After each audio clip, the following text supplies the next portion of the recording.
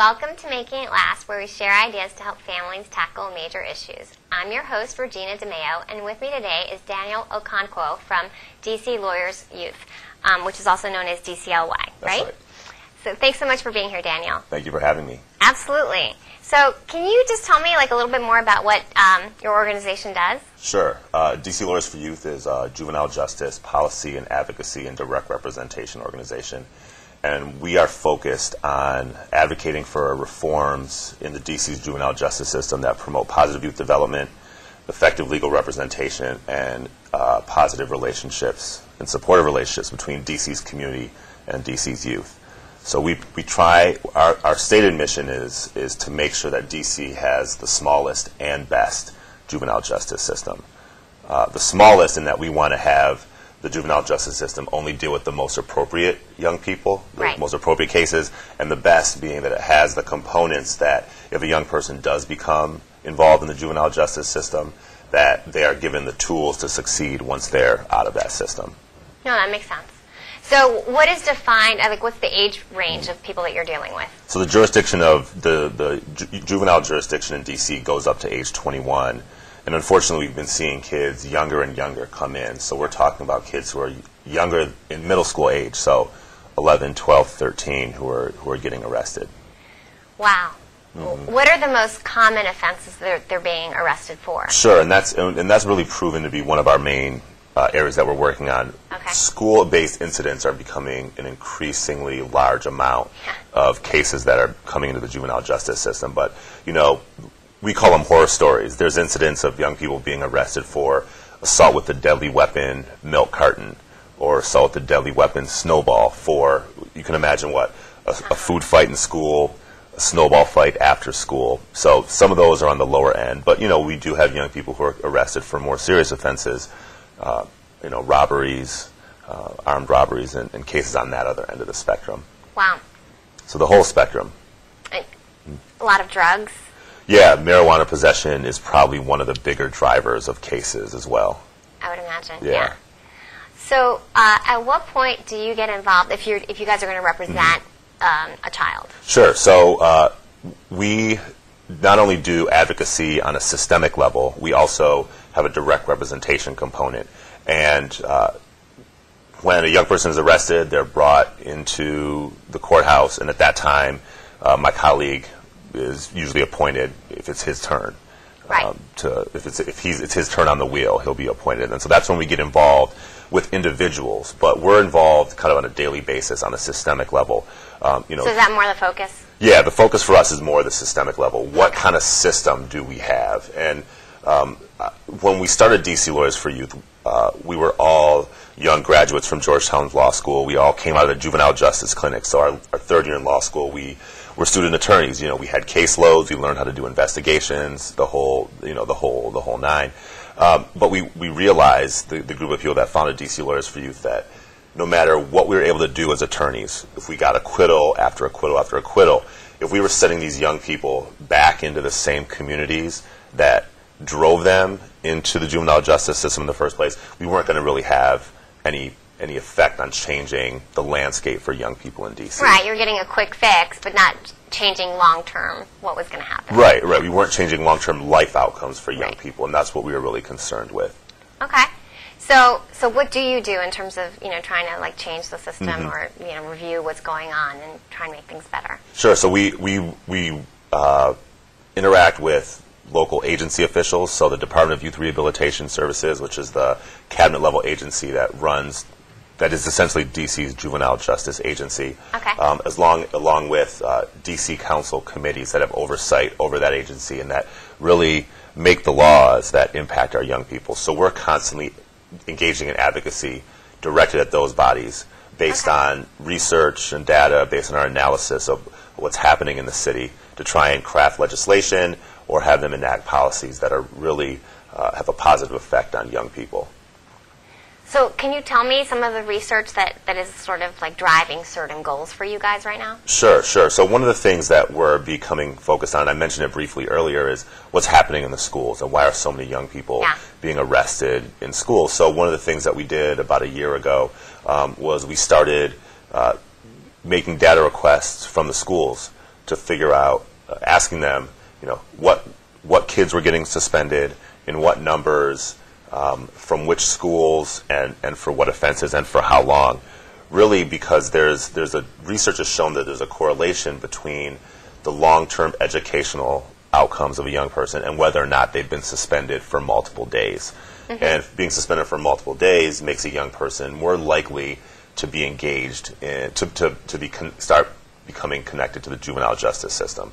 And it's not a connection that's one-to-one. It's not you get suspended automatically, you jump into a life of crime. But what it does is it disengages young people from school. And so when young people are disengaged from school, they're less likely to come. They don't feel a part of it. Their time can be filled with something else. And that's when more likely that they get involved in the juvenile justice system. So we actually released a report earlier last summer called District Discipline, looking at the use of suspension and expulsion in D.C. schools. So part of the question you're asking is whether that makes sense to even suspend them, and maybe they should be doing something else instead. Right. No, that's you hit the nail on the head. And one of the things that we're advocating for is what are in-school solutions that schools have at their disposal. So rather than spending young people for 5-10 days, is there something that they can do in the school? I mean, when I was growing up, you got in a school fight, they called the principal, they called your parents, or whoever was taking care of you, and they dealt with it in the school. They didn't just wash their hands of you, say go home and come back in 10 days, or call a police officer to arrest you, take you out of school in handcuffs in front of all your classmates. So those things weren't happening, and we think it's time to get back to giving schools some of the tools to be able to deal with those incidents on campus. I see. So what you're saying is they're trying to do less in-house and just kind of make it somebody else's problem, and that's creating a bigger problem. Right, precisely. And I think one of the things that's been happening all over the country in a lot of school districts is really the farming out of the school discipline system to the criminal justice system or the juvenile justice system. If you look at the school code in D.C. and I think a lot of school codes around the country, you'll see different tiers of offenses. A lot of those tiers of offenses have a statutory mirror. So if it's a disciplinary matter in the school for throwing a milk carton, there is a law on the books that said that is an actual crime that you can be arrested for. I see. Mm-hmm.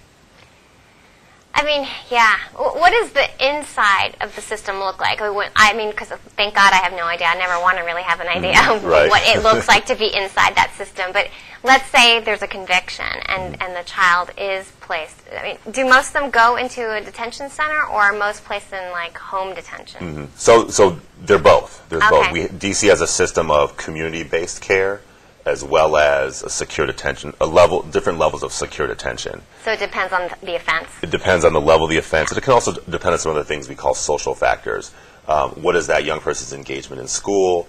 What is their family life like? Is there an adult that's providing an appropriate, what the court deems an appropriate level of supervision? The better the social factors, the more likely it is a kid's going to be appropriate for a community-based placement. Okay. But we do have a facility called New Beginnings, which came online in 2009 or 2010, and it's located out in Laurel, Maryland. It is actually an innovative facility. It looks like a college dorm. There's 5 different units organized around a quad. They have a great gym there. They have actually an award-winning school, the Maya Angelou Public Charter School, which has been running that. Running the school there. They've graduated kids to college from this system, and it houses 60 beds. Okay. So it's a small fraction of the kids who are actually in DC's juvenile justice, committed kids, which is about 750 now. Wow. But DC has made some really good strides, and I'll give them some credit in recent years. New Beginnings replaced a facility called Oak Hill, which was notorious for how it treated young people. It usually had over 200 beds, 200 kids there, and it wasn't meant to have that many. Yeah, that's a lot. A lot, and they were sleeping on top of each other in hallways. It was known that it was easy to get drugs and alcohol there. Kids were being abused by staff and by each other. There were, incidents. Do they have separate facilities for boys and girls? Yes, okay. They do. They're segregated. They're segregated by gender. Yes.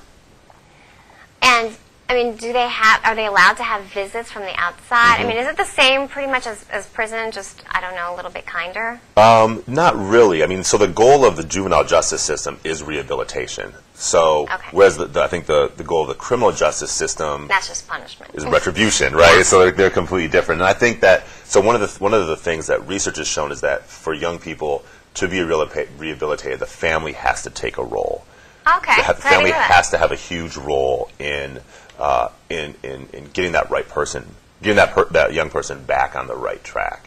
So what DC has done is they have instituted these things called youth family team meetings. So for young people who are transitioning back in the community from a secure detention placement, or for young people who are have had connected to some community-based organization as part of their supervision, they bring together the case manager, the attorney, the social worker, and they craft. They look at the young person's situation, their life, what their family can do, and they put services in place that kind of wrap around that young person and supervise them that way, rather than having them removed from their community in a secure detention facility. And I mean, how often do they check in and track and make sure that these kids are making progress? So, I mean, I guess some of it depends on, when they're due back in court. Their case managers are supposed to be in contact with them on a regular basis, and I think depending on the young person, it varies on how often they're supervised. But the idea is that if a young person is in the community and they are ordered services like mentoring, like after-school tutoring, like some other programming, they can, that they'll be going there on a regular basis. So they're being checked in on, their eyes on that young person on a daily basis. Yeah, no, that would make sense. I mean, that's probably what they need. Right. And in terms of their schooling, so they definitely always have like age-appropriate classes going on for their level and. Yes. Yeah. Particularly in New Beginnings. I mean, the school in New Beginnings is one that was designed to kind of get kids re-engaged in school. So their units aren't semester-long units like you would see at a typical high school. They're in shorter units so they can get kids more varied topics that they're interested in. And they've had incredible successes at kids jumping up, a grade and a half in reading level and comprehension in a year. They're able to get kids who are severely undercredited back on track with their credits so that they can go back into a traditional educational setting and not feel lost and not have so much time to make up that they get discouraged and disengaged from school. So it's been really, really remarkable and award-winning program at New Beginnings. Wow. Do they screen for learning disabilities? Because my understanding is that, a huge part of what's going on with some of these kids is that they have these undiagnosed learning disabilities, which can be very frustrating, and then they lose, the attention span and the focus in school, and they go off into other things. So do they get some sort of screening for those things?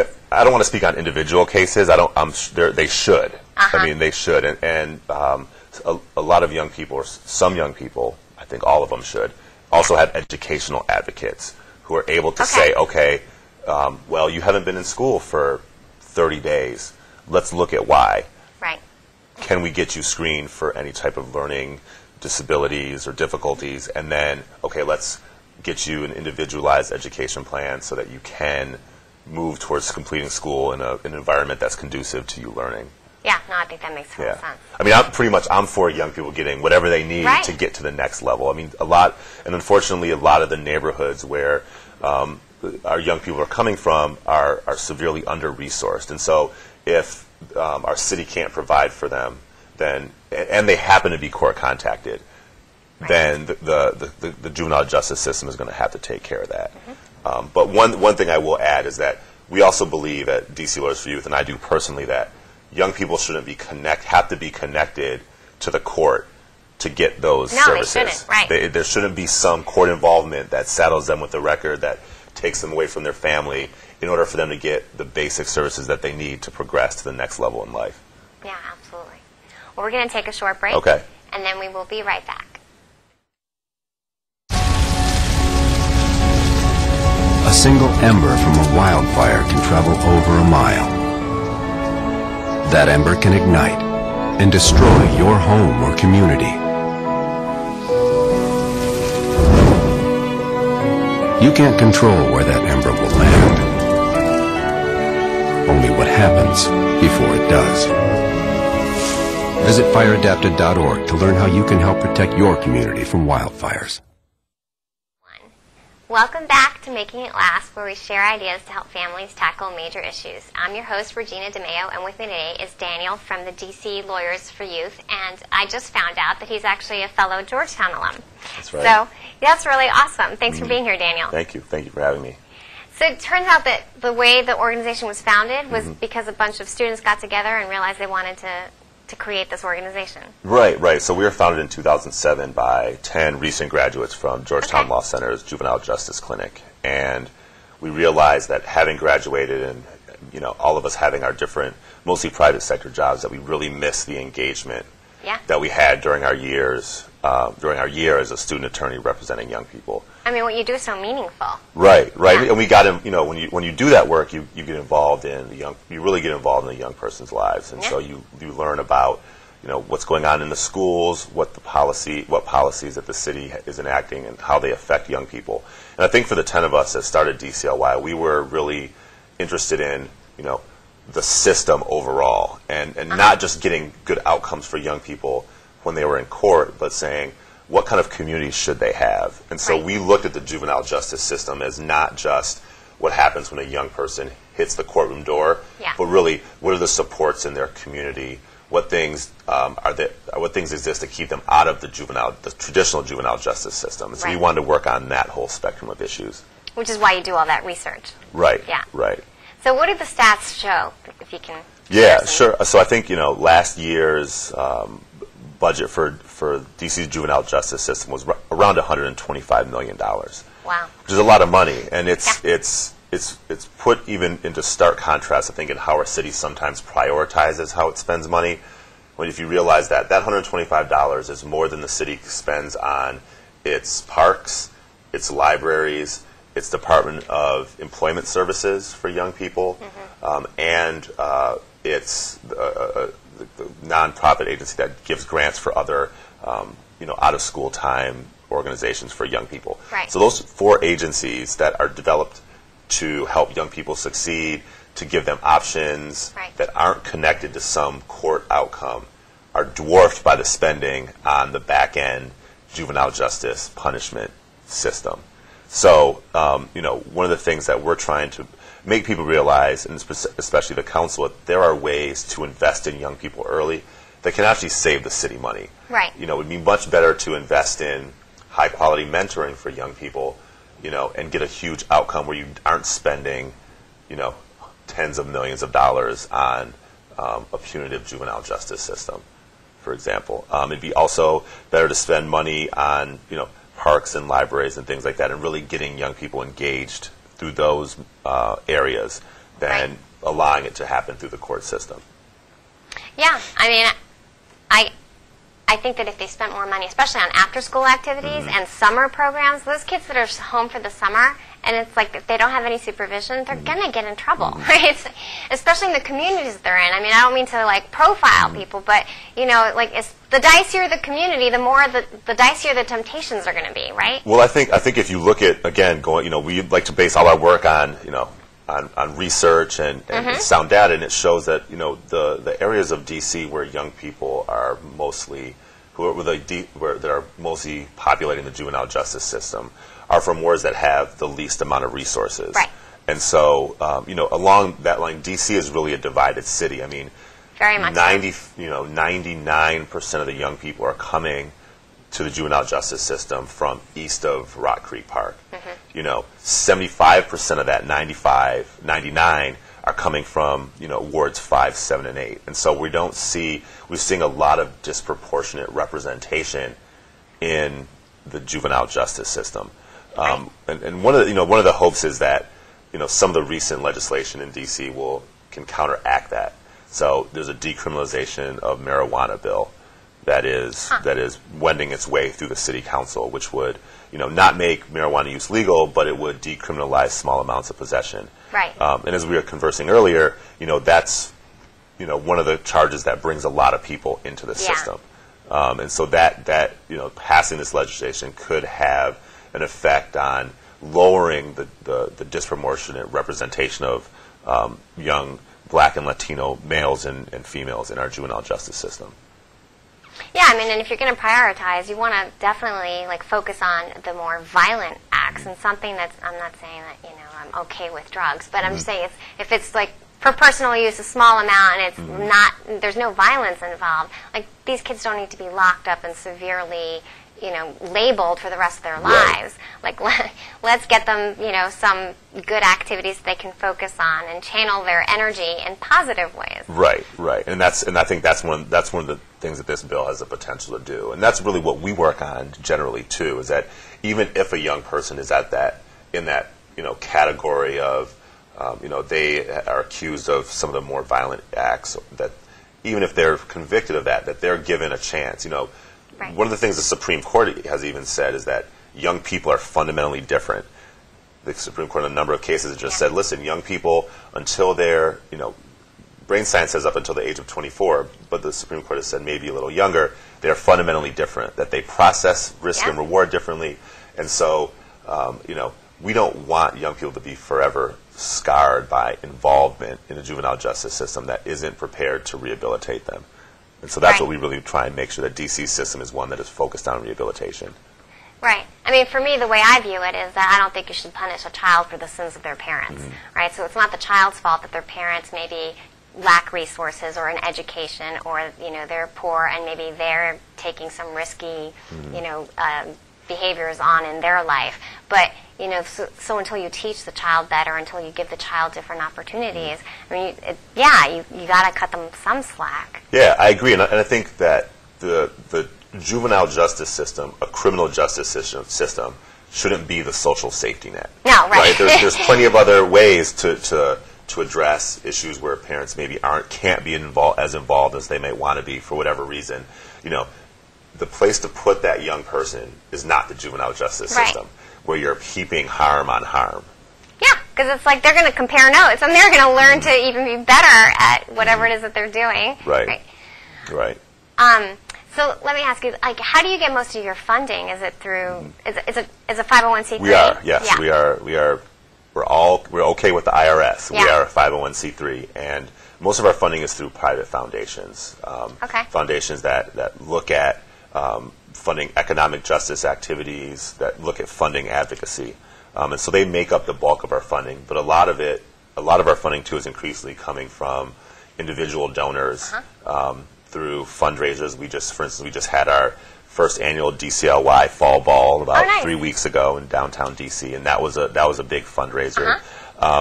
And we're looking at exploring, how do we get more of the legal community in DC engaged in these issues, and not just for fundraising purposes, but really I think that young people need adults to be their advocates. Young people can't vote. Most of the time they should be in school when city council hearings are happening on these issues, and so we want to get adults who aren't the normal advocates, who aren't the normal voices involved in speaking on behalf of these young people. Yeah, no, that makes perfect sense. And if people wanted to, someone wanted to do a private donation, can they go to your website? They can, yes, and our website is www.dcly.org, and believe me, there's a big button that says donate that you can't miss. Your programs cost money. That's right. What kinds of programs do you do with? So we are a small organization. I think that I'm proud of the work we do, and I think we cover a lot of ground. But we're a small staff of 3 full-time workers and 1 part-time, and so a lot of the work we do is through coalition. So we have one coalition that we lead called the Youth Justice Project, which really works on systemic juvenile justice issues and engages a variety of community stakeholders, from service providers to other attorneys to other advocates, and looking at taking a 10,000-foot view of DC's juvenile justice system and saying, okay, where are the ways that we can advocate for positive changes in these in that system. We also have a coalition called the Every Student Every Day Coalition, which is really work whose mission is exactly what the title of the coalition is to have every student in school every day. And this coalition is really looking at how do we keep students engaged, and how do we end the use of suspension and expulsion in school. And the name Every Student Every Day means just that. I think a lot of times people think about, well, how do we treat truant kids? What do we do with kids who don't go to school? Well, we think they're asking the question backwards. And that's how do we make sure that schools are engaging every student in a manner that makes them want to be in school every day? And how do we keep every student in their seat? A kid out of school is a kid out of school, whether you suspended him or whether he didn't want to come to school. Right. They're not learning either way. So those are two of our main coalitions. We also have our direct representation component, which we spoke about, where we take cases, court-appointed cases, and then we do our research and advocacy. We're constantly looking at what are the trends, where are kids coming into the juvenile justice system from, what's happening when they come back to the community. Are they getting reentry services? Are they connected to meaningful employment? Are they re-engaging in school? And so we try and make sure that we keep our hand on the pulse of what's happening on the back end as well as the front end. Do you have any success stories that you can share? Sure. Well, I think one of our biggest successes and one of the things we're really proud of is we have something called the DC Lawyers for Youth Parent Handbook. And I'll tell you the story behind it is that one of our founding members had a client a number of years ago whose mother, had said to the police before he was arrested that, look, my son needs help. She's saying this to police, my son needs help. He's staying out late. I think he's involved in drugs. Can you help me? And unfortunately, the police's response was, he can't get the help you want unless he's arrested. And I mean, this is a family show, so I won't say what I really think about that. But we thought that was ridiculous. And so what we did is we compiled the list of resources for parents of organizations and other resources that they can use to help their child succeed. So mentoring programs, after-school programs, employment opportunities, and really just a variety of resources that any parent would want to be able to access for their kid. And so so we printed that and we distributed it all over DC in schools and parent resource centers, and in the courts. And we're actually in the process now of updating that, and we hope to have a new volume published in the next year. Is it in Spanish also? We are looking. The first copy wasn't translated. This copy will be translated. And one of the really cool things is that we're also looking at making it into a mobile app, so that you could be walking down the street and say, I wonder what services are available to me right now, and you could punch up the DC Lawyers for Youth app, and you might be able to. That would be great. So we're working on how to really invent that technology and make that app. So if there's anyone out there watching this who has experience with this, please, let us know. We'd love to talk to you. That'd be amazing. Well, this has been fantastic. Thank you. If someone wanted to get more information, what's the best way for them to do that? Sure. We have a number of platforms. I mean, recognizing that there are all different ways to get in contact with people. We have a website, which is www.dcly.org. We are accessible on Facebook at DC Lawyers, the number 4 Youth. And that's the same on Twitter. It's just at DC Lawyers, the number 4 Youth. And all those platforms have information on not only our programs, but what's going on in the city. So follow us on Twitter. We're quite prolific posters. Okay. Well, thanks so much for being here, Daniel. Awesome. Thank you for having me. Absolutely. Well, if you have any show ideas or would like to be a guest, please feel free to email me at genxmarty@gmail.com. Thank you for tuning in, and we will see you next week on Making It Last.